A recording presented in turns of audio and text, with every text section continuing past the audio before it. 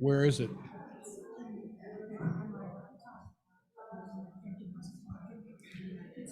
I don't know. I mean, is your laptop hooked up to? Yeah, I think it's probably too late. Are you able to just read it off the laptop?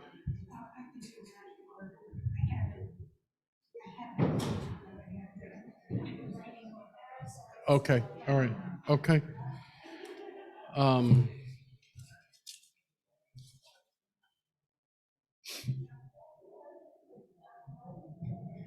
Maura, where's Maura?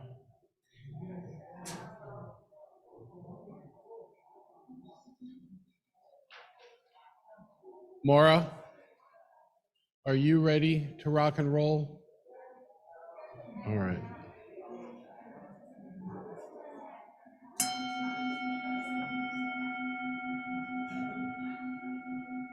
Let us now settle into a spirit of worship with a moment of quiet to be followed by All Will Be Well Again by Julian of Norwich. You're also invited to light a silent candle of joy or sorrow at this time.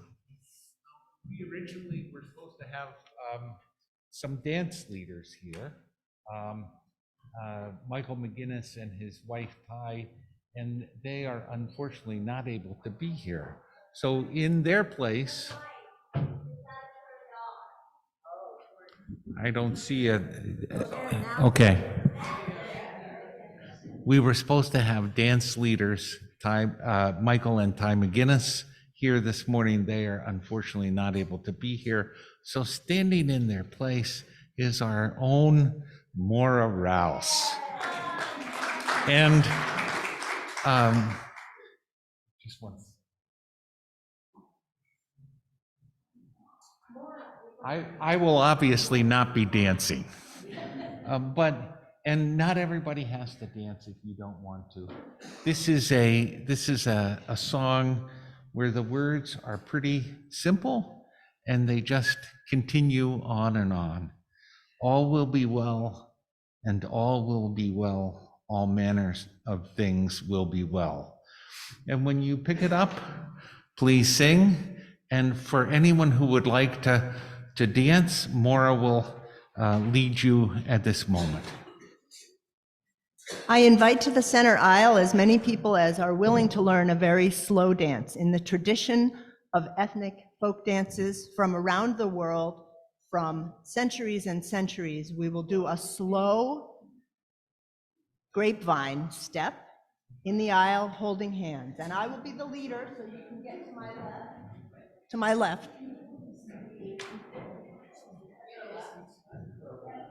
We're going to do a circle inside the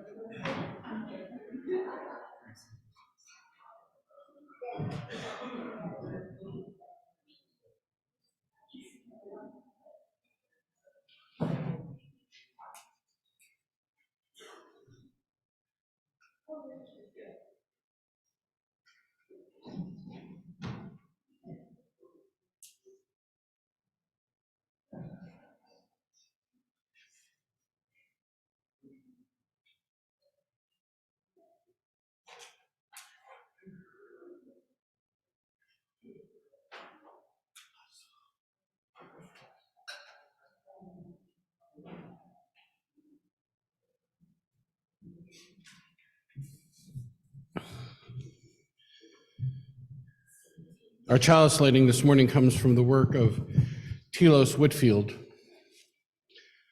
With the kindling of our flame, we recognize the fragility of life and our own vulnerability as we navigate challenges that always seem to come. May this light remind us of the strength we possess as individuals and collectively as a community to lean into and respond, finding our way forward together.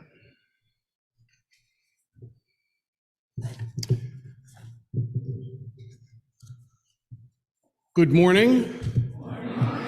Welcome to the Unitarian Universalist Church of Worcester, a congregation of love, hope, and justice, inspiring people to take on the challenges of a changing world. My name is Payson, and I'm honored to be one of the ministers of this congregation. We begin by acknowledging that in Worcester, Massachusetts, we work, learn, live, and worship on the seized ancestral homeland of the Nipmuc people who survive and remain active as the Nipmuc Nation. We offer a special welcome to those of you who are new and visiting with us for the first time this morning. We're delighted that you're here. We hope that you'll join us for a time of refreshment and conversation in Fellowship Hall following the service. If you have questions or desire more information about this service or any of the ministries and programs of the congregation, please do not hesitate to ask. In particular, our ushers and greeters or members of our connections team this morning are available to respond to any queries, as am I. If you have, we invite you to fill out one of the cards found in the pews. These cards can be placed in the offering plate or given to one of the ushers or greeters this morning. For those of you who are joining us online, we offer you a very special welcome. For safety purposes and so that we might come to know you better, as you're able, please do place your name on your video feed. Please take a moment to sign one of our attendance clipboards that are now circulating. Though you're not obligated to sign, we appreciate your information and we use it only for church purposes. During the service, we offer an opportunity to share a brief personal joy or sorrow.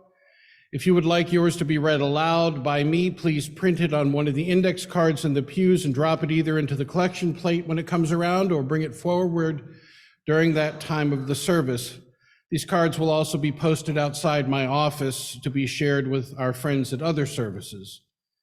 For those online, we invite you, if you have a joy or sorrow, to place that joy or sorrow in the chat. And please precede it by the words, please read, so we can find them quickly, and we will share them during this time of the service as well. In the foyer are listening devices and large print orders of service and hymnals for those who might find their assistance beneficial. Please see one of our ushers who will be glad to assist you. I invite you now to turn your technology to worship mode. And finally, please do note the announcements on the back of your program. There will be time for brief announcements following the postlude this morning. And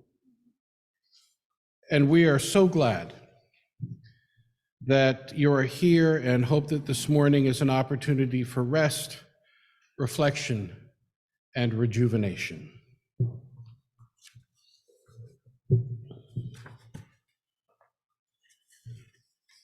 Our opening words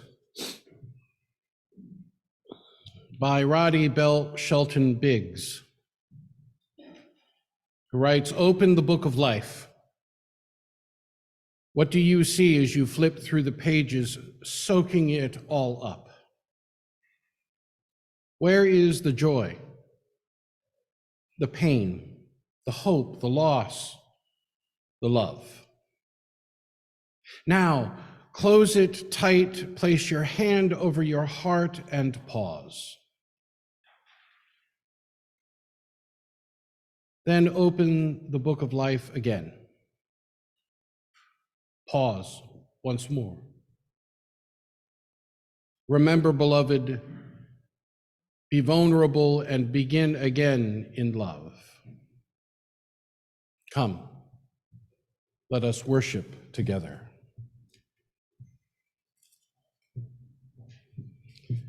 Would you please join together in our opening hymn this morning, number 212 in your gray hymnals. We are dancing Sarah's Circle.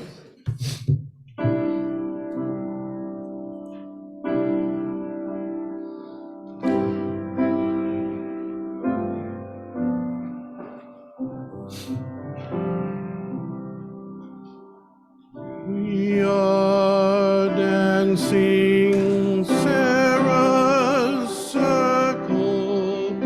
We are dancing Sarah's circle.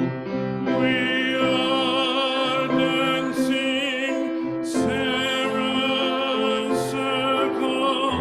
Sisters, brothers, all. Here we see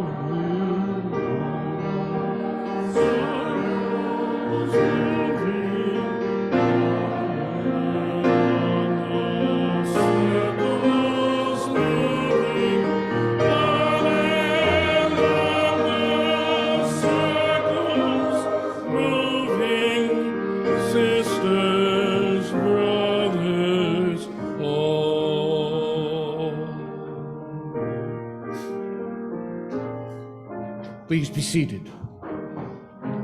Come to that time in our service when those youngest among us traverse the sanctuary with their baskets of change for change, the ongoing ministry of our religious exploration program to contribute to the emergency fund of this congregation. So if you have change to share this morning, if you'd raise your hand, and one of our youth will find you quickly.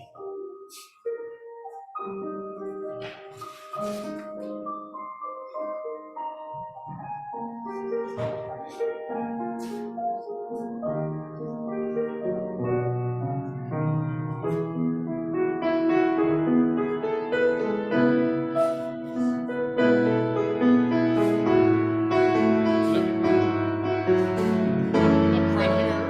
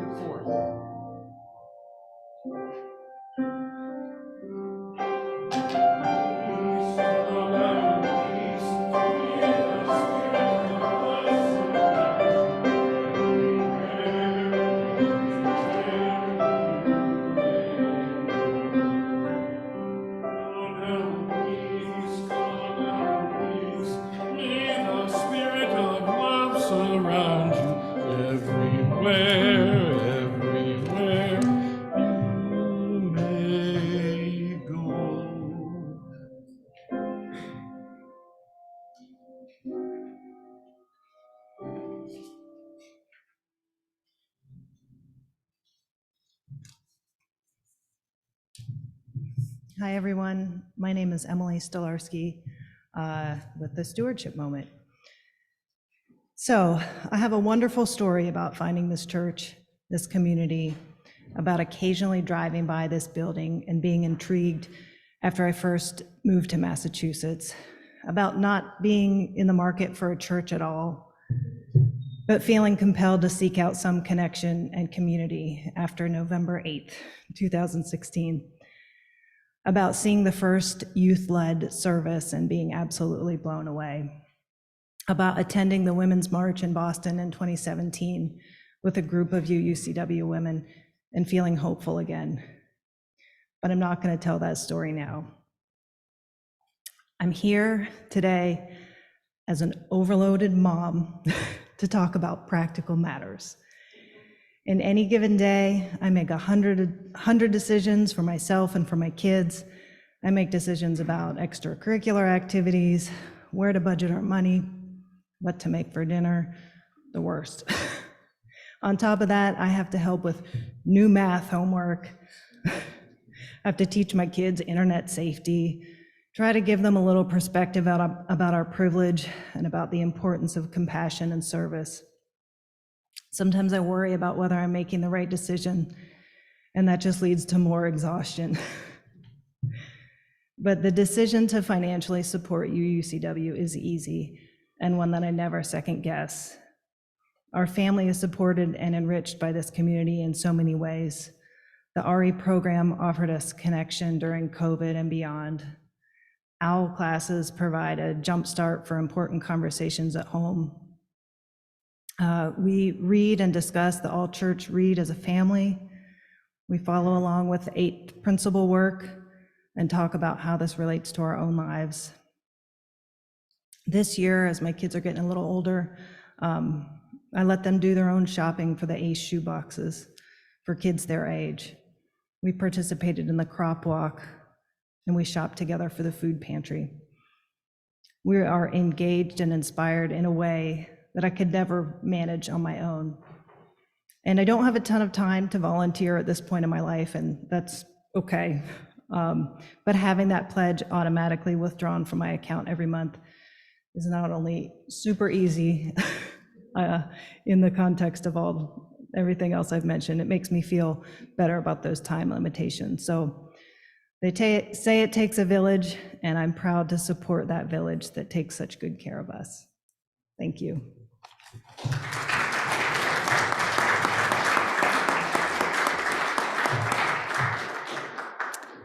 Good morning. I'm Nancy Baffa, and I'm one of the Stewardship Committee members. And I just want to tell you a little bit about where we are in our campaign. We're about midway through. We're looking at hopefully getting pledges by next week. And if you take a look at our visual on the wall, we have, well, actually, this is not quite updated. I updated it yesterday, and since then, we now have 108,643. So we're even higher than it is. But that visual is going to keep going. The visual was inspired, by the way, by the 8th principle chalice, and that's where the idea came from. And the goal is that we want to light that chalice. And I have the prettiest, most beautiful sparkly paint that's going to go up on that flame, and I know you want to see that. So get those pledges in. Thank you to all of you who have already pledged. We are so grateful. And if you haven't yet pledged, it is so easy. In fact, you could do it right now. You could take your phone out and go into UUCW, to the webpage, which is just UUCWorcester. UUCWorcester. Yeah, that's what I was going to say. Oh, sorry. We were on the same page. Yeah, UUC Worcester, so the W becomes part of Worcester.org. Go to the menu, go down to donate, pledging, find beloved community, which is the theme, our symbol, and you go into the 2023-2024 annual stewardship pledge drive. And you'll see a green button. It could not be easier. You click on the green button, and that allows you to pledge for this year. And we don't care what you pledge. We just would love if everybody participated in some way if you are able. We will start reaching out next week to have conversations with people. And if you would like a conversation with us, please reach out to either myself or Dave or Mara, and we will, raising their hands, and we would be happy to have a conversation with you about pledging, about this church, about anything, about building community, anything you want. So thanks so much, and we are grateful for all of what you do and what you give.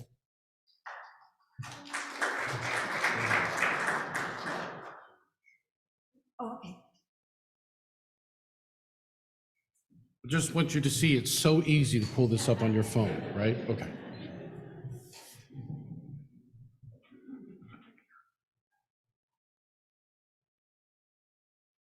No.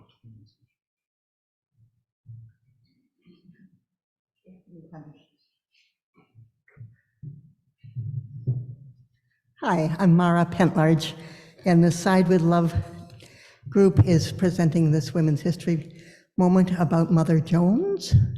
Mary Harris was born in Cork, Ireland in 1837.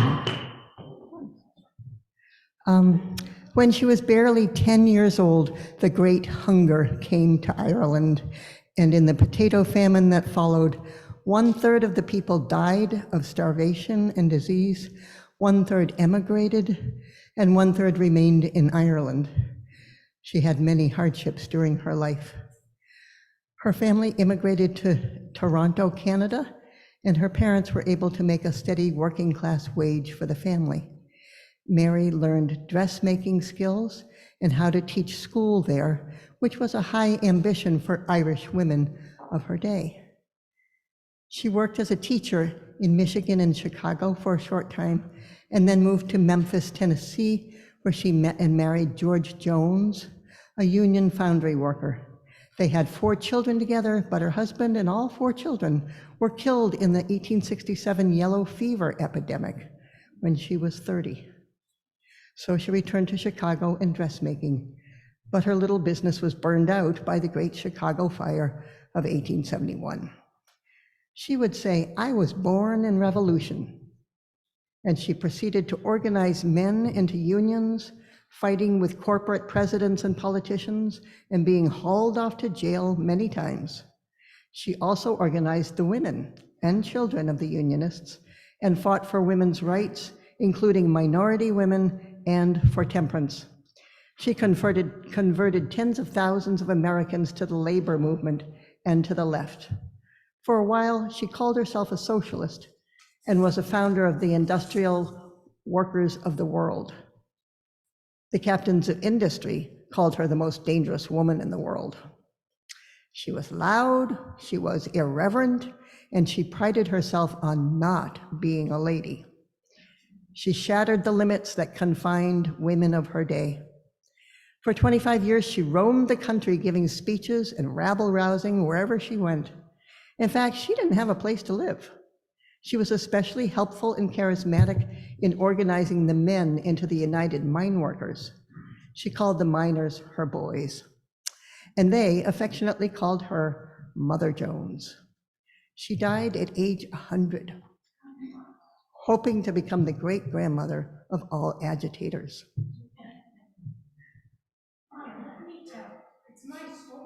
Okay.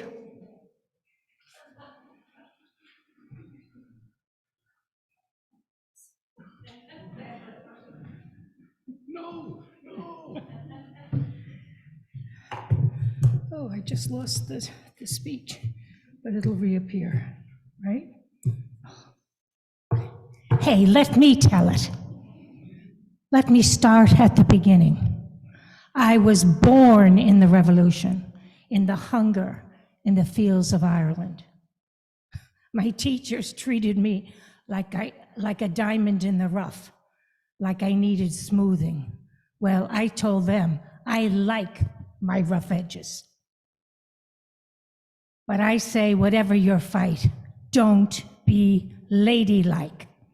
God Almighty made the women, and it was the Rockefeller band of thieves that made the ladies.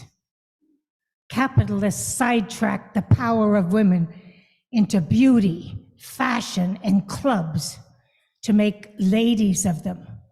A lady is the last thing I ever wanted to be. I have never had a vote, and I have raised hell all over this country. You don't need a vote to raise hell. You need convictions and a voice. I've been to jail many times, but I'm not afraid of the pen or the scaffold or the sword. I will tell the truth wherever I please.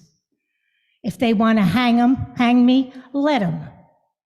And on the scaffold, I will shout, freedom for the working class. Someday the workers will take possession of your city hall, and when they do, no child will be sacrificed on the altar of profit. I asked a man in prison once how he happened to be there. He told me that he had stolen a pair of shoes. And I said to him, if you had stolen a railroad, you'd now be a United States Senator. People are always asking me where I live. My address is like my shoes. They go with me wherever I am. I abide where there is a fight against wrong. People like to say, I'm a humanitarian. I'm no humanitarian. I'm a hellraiser. Hear me now. Sit down and read. Educate yourself for the coming struggles. The future is in the laborers' strong hands, rough hands. The miners, me boys, started calling me Mother Jones affectionately. I hope to live long enough to become the great-great-grandmother of all agitators. It's the militants, not the meek, who shall inherit the earth. People are always telling me, go to church to pray for the dead strikers and miners. Well, to that I say, sure, pray for the dead, but fight like hell for the living. Thank you.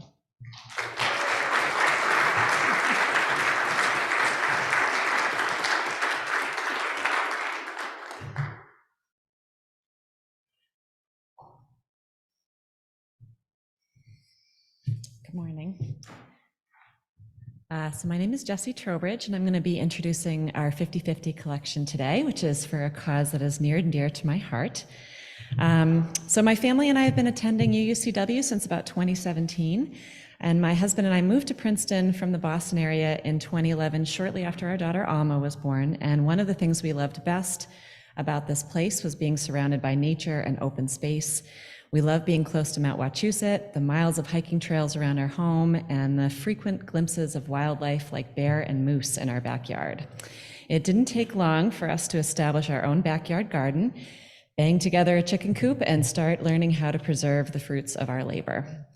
One of my favorite places to take my children when they were little was the Heifer Farm in Rutland, which is the site of an organization, an international organization working to end hunger and poverty on a global scale by supporting small farms. And it was just a few miles down the road from our house. We'd wander the property, we'd visit the animals, or just bring a picnic to eat while we sat on the overlook, which was the view looking east towards Boston. We were dismayed in 2017 when Heifer suddenly left the farm. And we worried that this beautiful expanse of farmland would be the next to be converted into housing developments, which in our area tend to be large single-family homes. And it's unfortunately happening at an alarming rate. And unfortunately, this loss of farmland is part of a larger trend. According to the Massachusetts agricultural census taken in 2017, which is the year that Heifer left the property, the number of farms is on the decline in Massachusetts, as is the total land in agriculture, with a decline of about 18% in acreage since the mid-1970s. Meanwhile, food insecurity in Massachusetts households and across the US is on the rise, particularly among households with children. Recently, rates have been fluctuating between 19 and 22%. As of early February 2023, an estimated 21% of households with children are facing food insecurity. So enter Overlook Farm. Soon after Heifer left the property in Rutland, members of the local community, including the family that had originally donated portions of their dairy farm to Heifer in the 1980s, began to come together to try to continue this land to work toward a mission of ending food insecurity in our state, as well as bringing folks closer to where their food comes from, learning how to grow it, and respecting the land that gives it to us. At the time, I was teaching at a Mass Audubon preschool and seeing how powerful early connections to nature and farms can be for children. I thought I could play a role in this new organization and join the board in 2018. The FARM, F-A-R-M, in Overlook Farm, stands for Food Awareness Resource of Massachusetts. We have a mission of working to teach the value of sustainable agriculture and promote food justice to grow a healthy world. We grow food to connect learners of all ages to where food comes from, and then help feed the community by donating garden produce locally. Many of you may recognize the site of the old Heifer Farm as the new home of Lilac Hedge Farm, which is a great place for locally raised meats and produce, as well as a wonderful place to get a burger, a beer, or some ice cream in the summer. And Overlook Farm shares the space with Lilac Hedge. And since 2021, we've been opening our doors to visitors of all ages to work toward our mission. We kicked off our programming in February 2021 in the middle of the pandemic with our first maple sugaring program. We hired an executive director and an education and garden manager, and since then we have been growing our reach. We began our first summer donating 100 pounds of food to local food pantries, and last summer, our second growing year, we had upped that to over 1,000 pounds of food. And we plan to continue to increase our donations this summer as we expand our growing space. We offer a range of programs and ways for people to get involved with our mission. Most participants in our programs are young people and families from the Wachusett region and Greater Central Mass. We offer educational programs for preschool children, family programs, and programs for adults like our holiday wreath making, permaculture talks, and workshops on herbal tea and natural dyes. And we've also become more intensive work with third grade students in Rutland and Princeton, teaching about soil science and food systems in their classrooms, and culminating in a field trip to the farm in the spring. We have also expanded our programs for homeschool groups, day programs for social school breaks and summer vacation, scouts and after-school programs, and we are developing a partnership with Friendly House to hopefully host their summer camp this summer. We've also implemented a sliding scale registration fee for programs to ensure accessibility to anyone who wants to be a part of the work that we're doing at the farm. We truly want this to be a space that is open and accessible to all. All of our programs highlight the garden or what's going on in nature if the garden is at rest. We incorporate work, play, and exploration, and work allows participants to be a part of the overall growing process and have an impact on their community. Participants enjoy food from the garden, and programs incorporate preparing and eating food together, creating something from the food that is harvested together. With our food donations, we include nutritional benefits of produce along with affordable, easy recipes, especially for foods that might be unfamiliar, like garlic scapes, or that we have a lot of throughout the season, like that zucchini that we're all trying to get rid of at the end of the summer, to provide ideas for use. We are currently working to build our base of volunteers, especially during the growing and harvest season, with nonprofit and corporate volunteer groups like our own UUCW youth group. As we work to solidify ourselves as a resource in the region, we are working to secure additional funding outside of the foundation grants through event sponsorships and organizational sponsorship. One event coming up we are very excited about, which you should have gotten a flyer about with your order of service, is our annual pancake breakfast and silent auction at the farm on Saturday, May 13th. This is going to be a ton of fun. We're going to have breakfast sausages from Lilac Hedge Farm, maple syrup from Sap Castle in Rutland. It's a really great morning and a great way to celebrate Mom if you're looking for a Mother's Day weekend activity. We are looking for items to contribute to our silent auction fundraiser, and every ticket sold for the breakfast helps Overlook continue to grow and serve the community. Tickets are available on our website. There's a QR code on your flyer. Or please let me know if you have questions or would like to get involved. On a personal note, my work with Overlook Farm has been one of the more rewarding experiences of my life. I can't even tally up the number of lessons that I have learned in finding out what it takes to fight for a place and a cause that is important to me, to build partnerships and make connections, and to see something that began as just a tiny seed of an idea send down roots and start to bear fruit. It means so much to me that the UUCW youth group was our very first group of garden volunteers at a time when we didn't even have a sign posted at the end of the driveway or a functional picnic table for them to sit at. And slowly but surely, we are working towards becoming an organization with a life of its own. I hope that all of you will have a chance to visit Overlook in the months to come, whether you come to volunteer or join a program or simply just to enjoy an ice cream cone and the view. Thank you.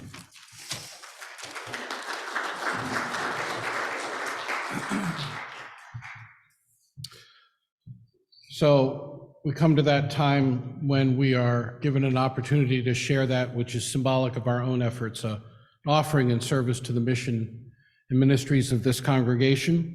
And as you have just heard, this morning's 50/50 collection for Overlook Farm. If you would like to contribute to the 50/50 collection, please do put 50/50 on your check. If you're contributing as a part of your pledge, either by check or cash in one of the envelopes, please do clearly mark it pledge so that we can make a distinction.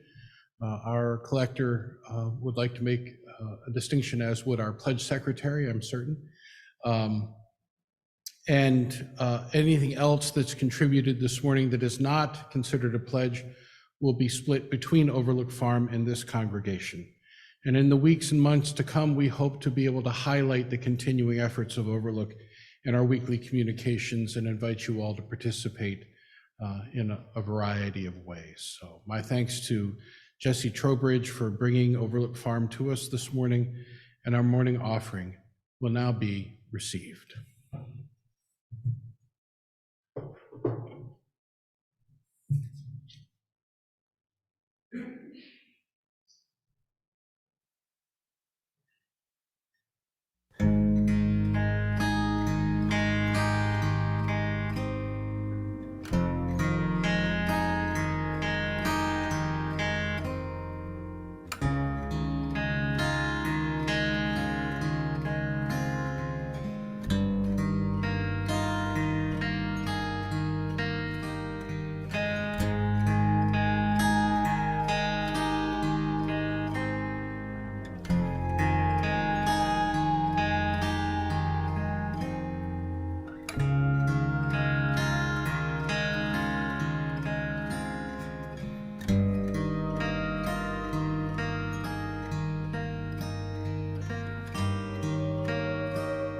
I'm like one of those Japanese bowls that were made long ago. I have some cracks in me. They have been filled with gold. That's what they used back then.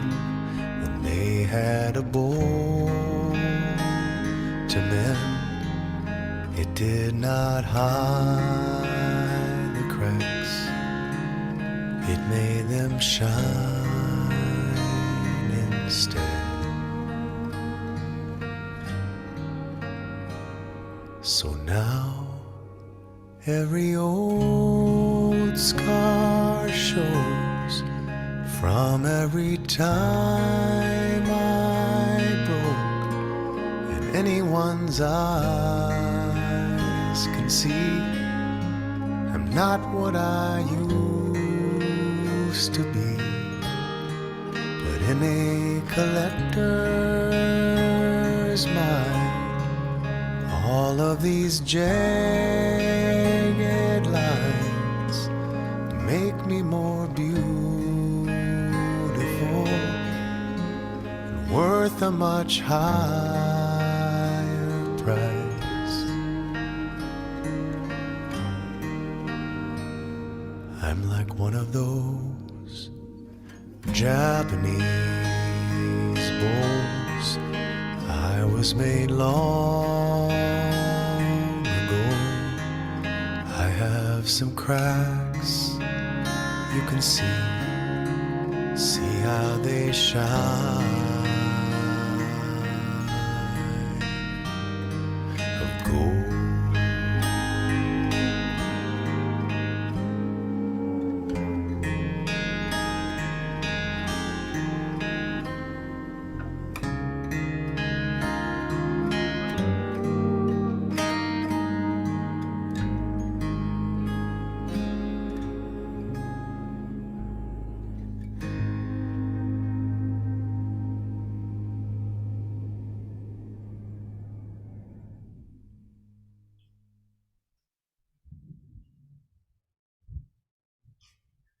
We come to that time in our service when we're given pause to consider what is deepest in our hearts or most profoundly on our minds, or in the work of our hands in the days that have transpired or in the prospect of days to come. Joys and sorrows which touch us deeply and are given another measure of meaning because of our capacity to share them in the midst of a company that claims us as a co-journeyer. So I invite those of you who have joys or sorrows this day to come forward and speak briefly into the microphone, telling us first who you are so that those using our auditory enhancement devices might also participate in this important ritual, and then to light a candle if you so desire. Are there joys or sorrows to be shared this day?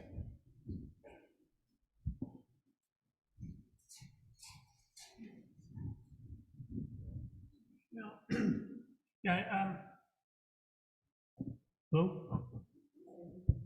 Can you turn this up a little? Okay. Never mind. What was this?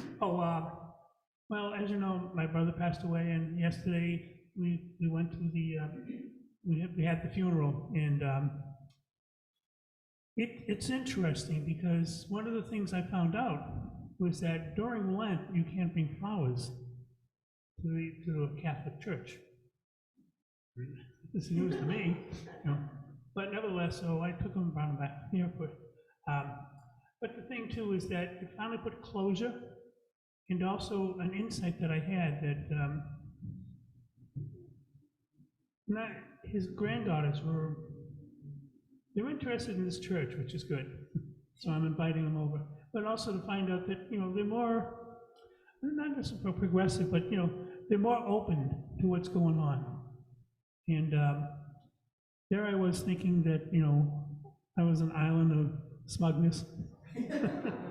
But found out later that it's not that. It's just that you got to see them in a different light.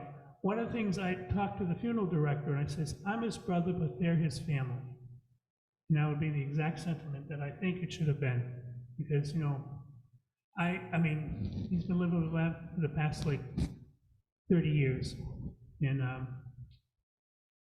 I saw the dynamics that happened with the parents and how he affected the grandchildren positively.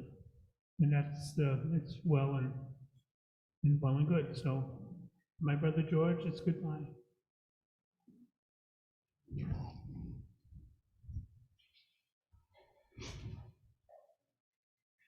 Good morning.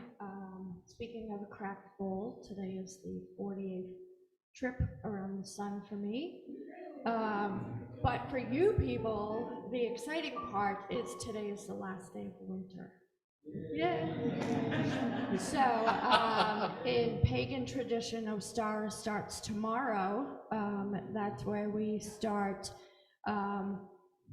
getting all those bulbs out to start planting, or at the farm, getting stuff ready so everything can look colorful and bright. And don't you worry, I'm not going to suddenly start wearing pink and orange and all those spring colors, but at least you'll be around me. Yes. Yes, indeed.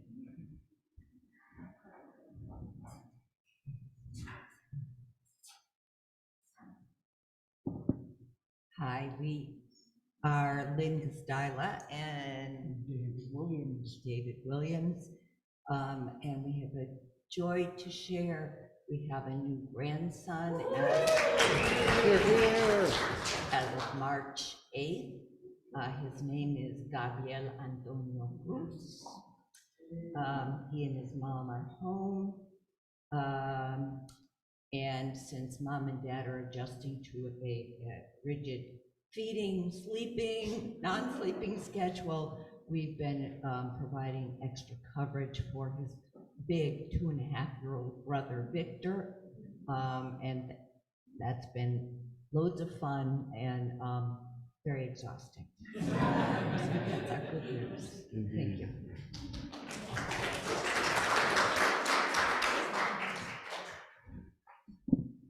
My joy is simple because we had a simple, wonderful potluck last night.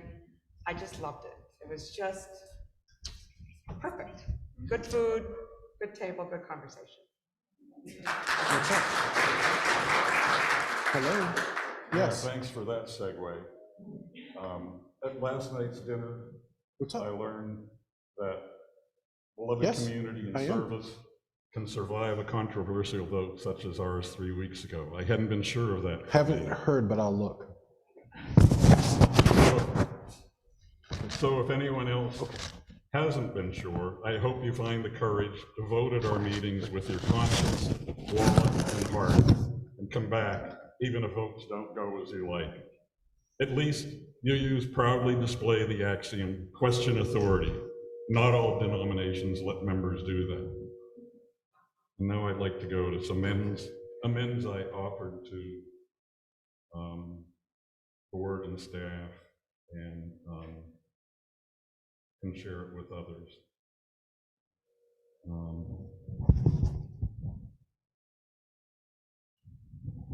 Sorry. Well, also for Laura and anyone else who's interested, my daffodils broke ground back in January. And I covered them during the coldest weather and they survived. But maybe they're a little slow. I think they're finally going to bloom tomorrow. I've had crocuses blooming for over a month, and I'm planning to share them on Facebook and all.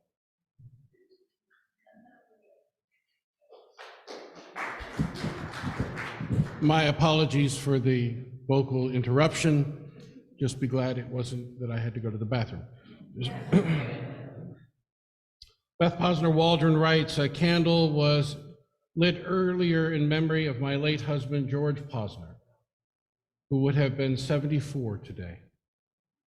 He lived his dash well, though only to 41. Now some of you know why my name has Posner in it, Beth Posner-Waldron. I want to add my thanks today to our connections team and our 8th principal group for this extraordinary experience last night. I was telling them, 23 years ago when a potluck occurred here, there were more chicken dishes than anything else. Chicken and rice, chicken and broccoli, chicken and mushroom soup, chicken and eggs, yes. Deviled eggs. We had turkey chili, and we had samosas from Fatima that had poultry in it, and we had a couple of other turkey and chicken dishes, but it was a far more healthy experience yesterday for the presence of kale and fruit and beans.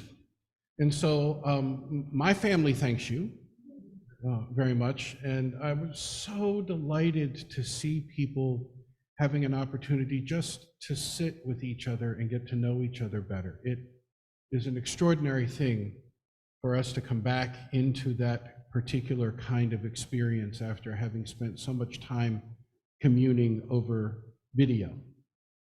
So my gratitude, my deep gratitude for all of you who helped to make that happen last night. And I believe that there are goodies that have been left over from last night that will be available for consumption during fellowship hour, not the least of which is the enormous amount of cake, because apparently our caloric intake has shifted from, chicken to cake, which is wonderful, right? I don't know if there's leftover kale, but, I ate my weight in it last night, and my vitamin K is, way up there, so it's good. It's very good. I don't know about cookies, so that's right. Did you? Addressed to Aaron and some board and staff members. After our talk, here's my amends to the board, staff, and buildings and grounds. Years ago, I was glad to find partners and eventually replacements running buildings and grounds. Recently, I've learned that I have been even less informed, supportive, and helpful than I thought, especially at capital projects, even when acting with the best information available to me. So I'll step back further from projects that are managed by board or committee teams, having heard that they're more thorough than had appeared. But I hope to keep informed as a congregation member, possibly attending some committee meetings, and to help where needed, especially at maintenance and environmental work. Thank you.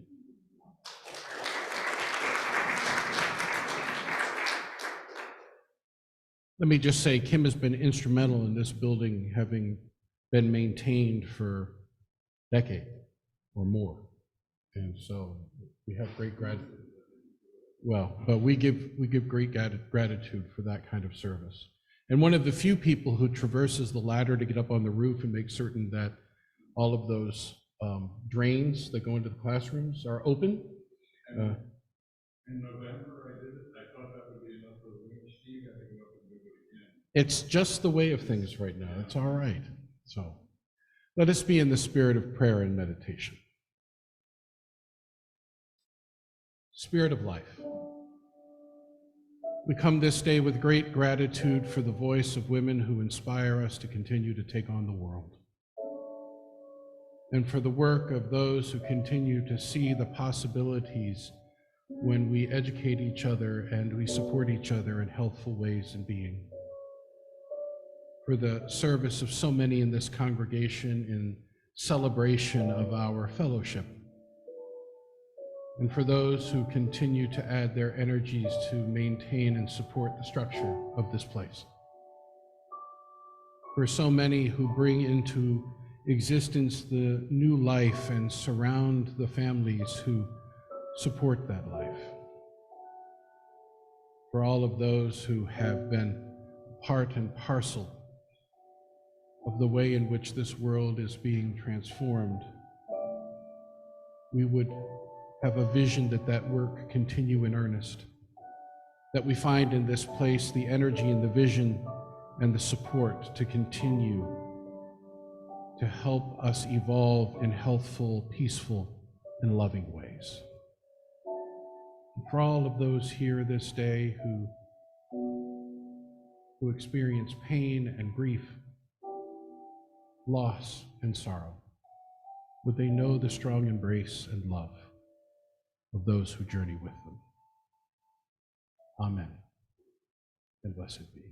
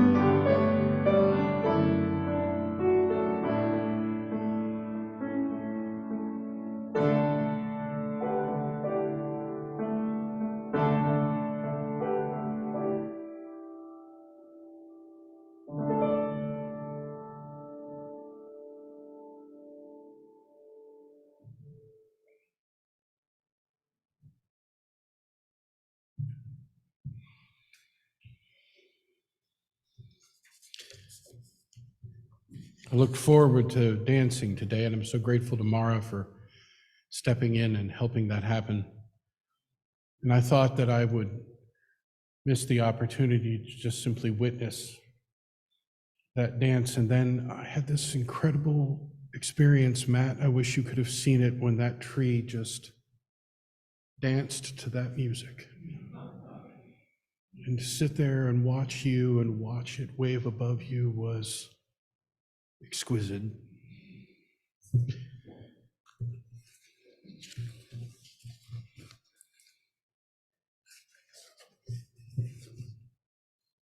The Buddhist teacher Ajahn Brahm, who began a forest monastery in Australia some years ago, tells the story about after they purchased the land for their monastery in 1983. He says, "We were broke. We were in debt. There were no buildings on the land, not even a shed. Those first weeks, we slept not on beds, but on old doors we had bought cheaply from a salvage yard, and we raised them on bricks at each corner to lift them off the ground. There were no mattresses, of course. We were forest monks. The abbot had the best door, the flat one. The door was ribbed with a sizable hole in the center where the doorknob would have been. I joked that now I wouldn't need to get out of bed to go to the bathroom. Cold truth was, however, that the wind would come up through that hole, and I didn't sleep much those nights. We were poor monks who needed buildings. We couldn't afford to employ a builder. The materials were expensive enough, so we had to learn how to build. How to prepare the foundations, how to lay concrete and bricks, erect a roof, put in the plumbing, a whole lot," he says. "I had been a theoretical physicist and a high school teacher in lay life, not used to working with my hands, and after a few years I had become quite skilled at building, even calling my crew the BBC, Buddhist Building Company. But when I had started, it was very difficult. It may look easy to lay brick, a dollop of mortar underneath, a little tap here and there, but when I began laying bricks, I'd tap one corner down to make it level with the other corner, and that would go up. So I'd tap on that corner down, and then the brick would move out of line. And after I nudged it back into line, the first corner would be too high again. Hey, you try it." Being a monk, he said, I had patience and as much time as I needed. I made sure even every single brick was perfect, no matter how long it took. Eventually, I contemplated my first brick wall, and I stood back to admire it, and it was only then that I noticed, oh no, I had missed 2 bricks. All of the other bricks were nicely in line, but these 2 bricks were inclined at an angle. They looked terrible. They spoiled the whole wall. They ruined it. By then, the cement mortar was too hard for the bricks to be taken out, so I asked the abbot if I could knock the wall down and start over again, or even better, perhaps blow it up. I had made a mess of it, and I was very embarrassed. The abbot said no, the wall had to stay. When I first showed our visitors around the fledgling monastery, I would always try to avoid taking them past my brick wall. I hated anyone seeing it. Then one day, some 3 or 4 months later, after I finished it, I was walking with a visitor and he saw the wall. "That is a nice wall," he said. "Sir," I replied in surprise, "have you left your glasses in your car? Are you visually impaired? Can you see those 2 bad bricks which spoil the entire wall?" What he said next changed my whole view of that wall and of myself and of many other aspects in life. He said, "Yes, I can see those 2 bad bricks. But I can also see 998 good bricks as well. I was stunned. For the first time in over 3 months, I could see other bricks in that wall apart from the two mistakes. Above, below, to the left and to the right of the bad bricks were good bricks, perfect bricks, if you will. Moreover, the perfect bricks were many, many more than the two bad bricks before my eyes would focus exclusively on two mistakes. I was blind to everything else. That was why I couldn't bear looking at the wall and having others see it. That was why I wanted to destroy it. And now that I could see the good bricks, the wall didn't look so bad after all. It was, as the visitor said, a nice brick wall. It's still there now, 20 years later, but I've forgotten exactly where those two bad bricks are. I literally cannot see those mistakes anymore.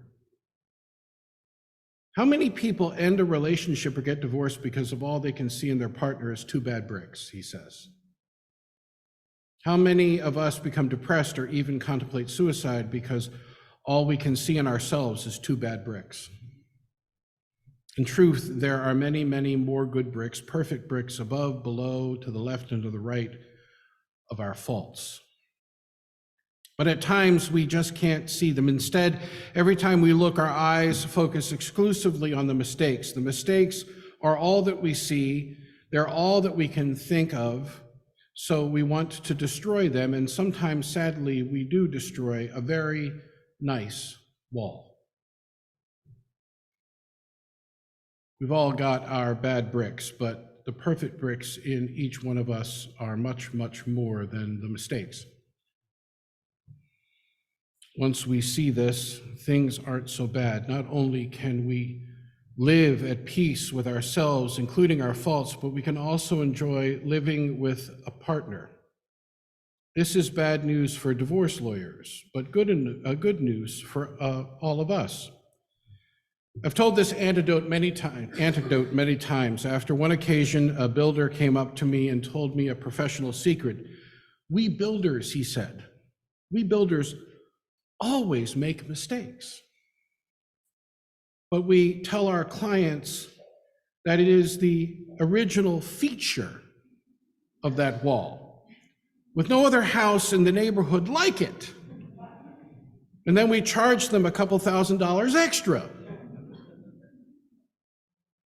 So the unique features in your house probably started out as mistakes, in the same way what you might take to be mistakes in yourself or in your partner or in your community or in life in general can become unique features enriching your time here once you stop focusing on them exclusively.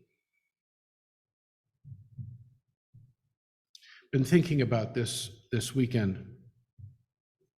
I learned on Friday that a friend of mine, a police sergeant here in Worcester, killed himself on Saturday morning, Friday morning. There's a lot of unanswered questions. And a lot of us shaking our heads going, I had no idea.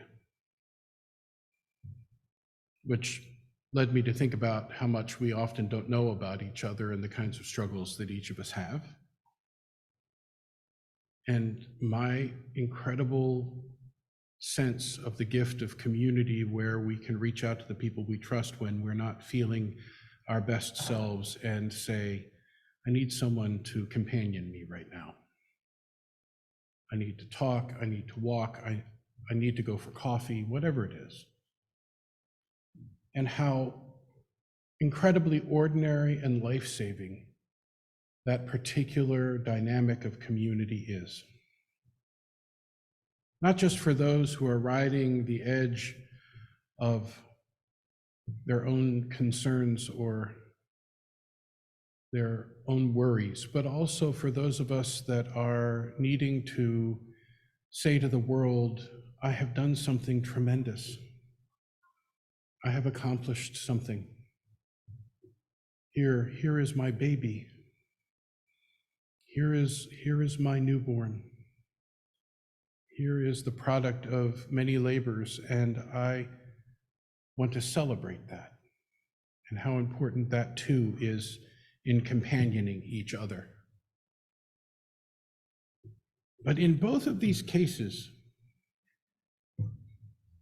I also recognize in myself this same tendency that Ajahn Brahm talks about, which is when I do something, and this is the hazard of sermon writing, right? You write a sermon and at some point you have to stop writing and deliver it. But the problem is, for those of us that do this for a living, what never stops is, that is really not the right way to say that.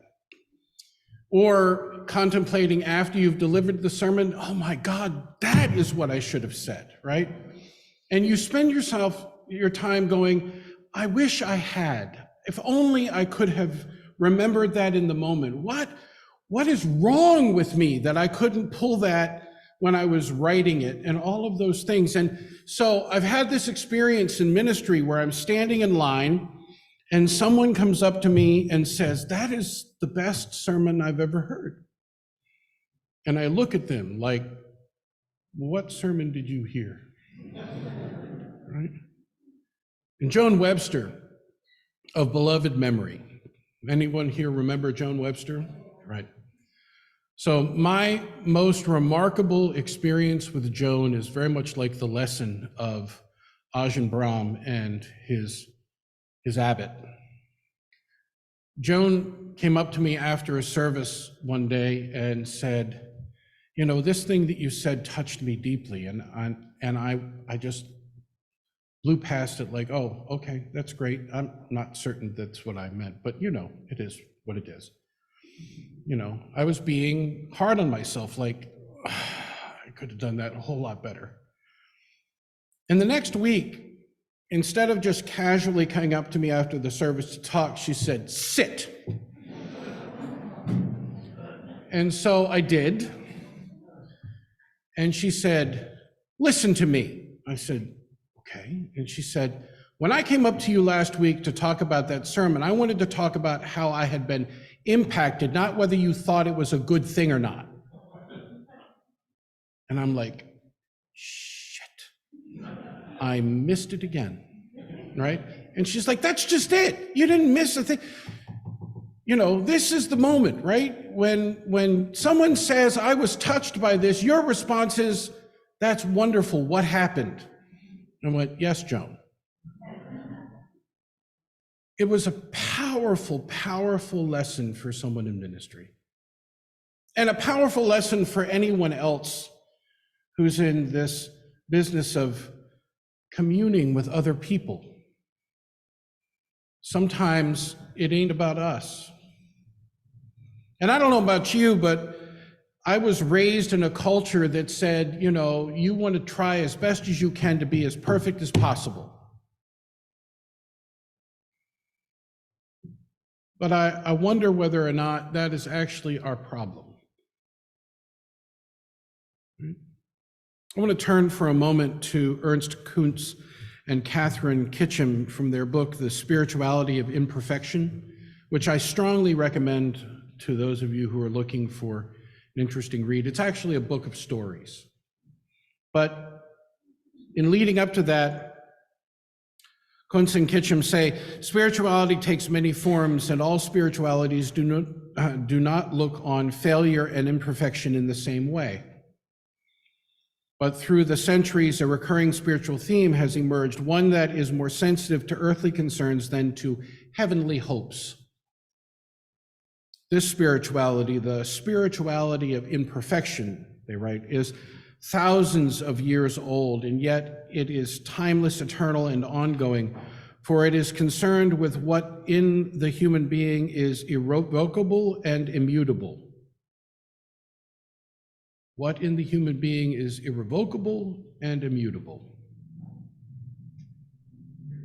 The essential imperfection, the basic and inherent flaws of being human. Errors, of course, are part of the game, they write. They're part of our truth as human beings. To deny our errors is to deny ourselves.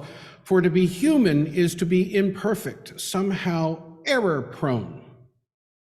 To be human is to ask unanswerable questions, but to persist in asking them, to be broken and ache for wholeness, to hurt, and to try to find a way to heal through that hurt. To be human, they write, is to embody a paradox. For according to that ancient vision, we are less than the gods, more than the beasts, yet somehow also both. We are not everything, but neither are we nothing, they write. Spirituality is discovered in that space between paradoxes, extremes, for there we confront our helplessness and our powerlessness, our woundedness, and seeking to understand our limitations, we seek not only an easing of our pain, but an understanding of what it means to hurt and what it means to be healed. Spirituality begins with the acceptance that our fractured being, our imperfection, is simply is. There is no one to blame for our errors. Neither ourselves nor anyone nor anything else. Spirituality helps us first to see and then to understand and eventually to accept the imperfection that lies at the very core of our human being. Spirituality accepts that if a thing is worth doing, it is worth doing badly. I love that. If a thing is worth doing, it is worth doing badly. Because in the doing, we discover something substantive about ourselves and whatever it is we're trying to accomplish. And it isn't about it being perfect. It's about engaging it with integrity and then being humble and recognizing just how gloriously incomplete everything is, not just us. Martin Buber tells the story of the great Hasidic Rabbi Zusa, who on his deathbed began to cry uncontrollably, and his students and disciples tried hard to comfort him. And they asked him, "Rabbi, why do you weep? You're the wisest person we've had since Moses. You are almost as hospitable as Abraham, and you surely, heaven will judge you favorably." Zusa answered them, "It's true, when I get to heaven, I won't worry so much. If God asks me, 'Zusa, why were you not more like Abraham?' or 'Zusa, why were you not more like Moses?' as I know I would be able to answer these questions. After all, I was not given the righteousness of Abraham or the faith of Moses, but tried to be both hospitable and thoughtful. But what," he said, "will I say when God asks me, 'Zusa, why were you not more like Zusa?'"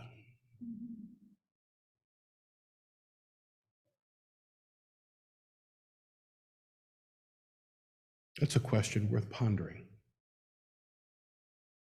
and something for us to consider as we move forward into Easter and into spring, when we celebrate the gloriously beautiful return of imperfect nature and the blossoming of ourselves in the midst of all of that. I love Peter Mayer's song about the Japanese bull.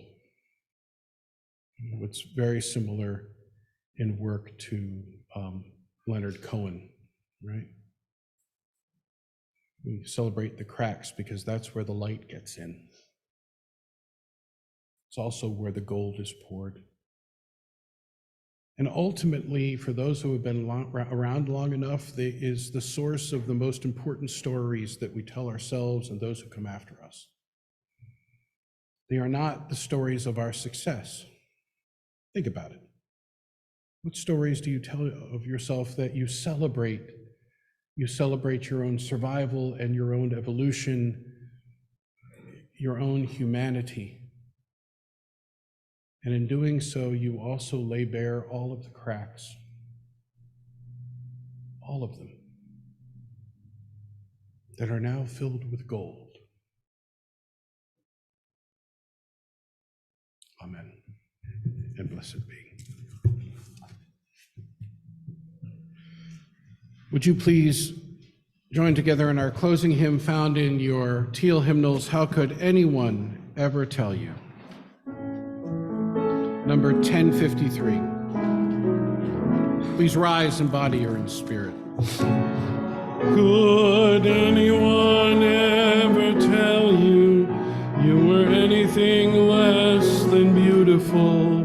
How could anyone ever tell you you were less than whole? How could anyone fail to notice that your loving is a miracle?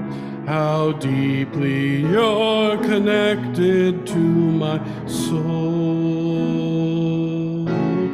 Could anyone ever tell you you were anything less than beautiful? How could anyone ever tell you you were less than whole? How could anyone fail to notice your loving is a miracle? How deeply you're connected to my soul.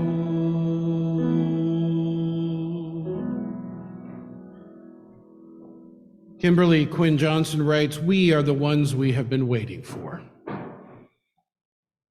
We're not perfect, but we are perfectly fitted for this day. We are not without fault, but we can be honest to face our past as we chart a new future. We are the ones we have been waiting for. May we be bold and courageous to chart that new future. May we have faith in a future that is not yet known. We are the ones we have been waiting for."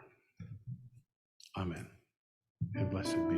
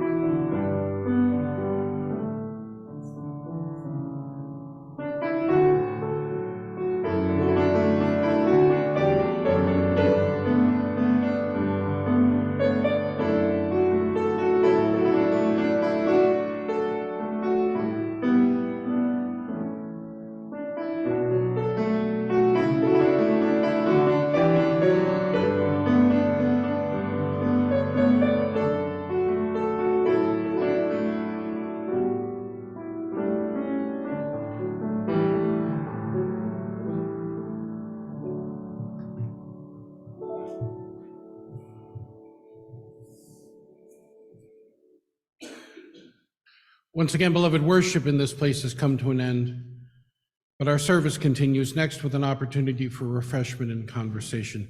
Are there any more quick announcements to be made this morning?